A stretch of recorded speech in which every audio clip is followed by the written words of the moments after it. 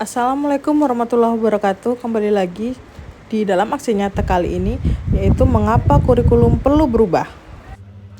Apa itu kurikulum? Kurikulum merupakan panduan pembelajaran pada satuan pendidikan, di mana dapat dimaknai sebagai titik awal sampai titik akhir dari pengalaman belajar peserta didik. Kurikulum itu kompleks dan multidimensi. Kurikulum dapat diibaratkan sebagai jantung dari pendidikan. Peran dan fungsi kurikulum. Peran kurikulum sebagai pedoman dan acuan dalam pembelajaran. Sedangkan untuk fungsi dari kurikulum bagi pendidik adalah untuk membantu dalam proses belajar peserta didik di dalam kegiatan belajar mengajar. Mengapa kurikulum perlu dirubah? Kurikulum memang harus berubah. Kenapa?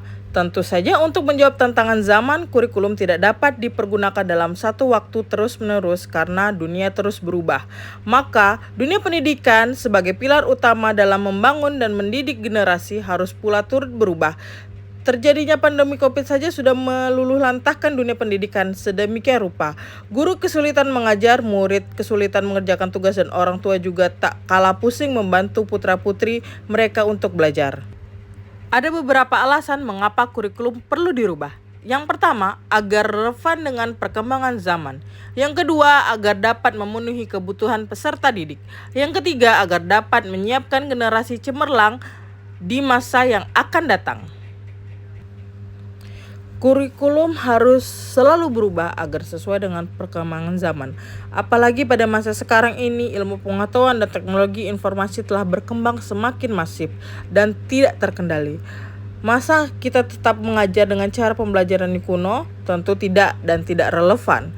Bagaimana pembelajaran juga akan menjadi membosankan apabila hal seperti itu tetap terjadi.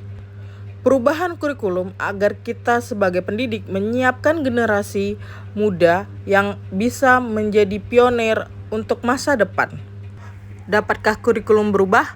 Kurikulum operasional satuan pendidikan harus bersifat dinamis, artinya dapat diubah sesuai dengan perubahan dan perkembangan budaya dan zamannya.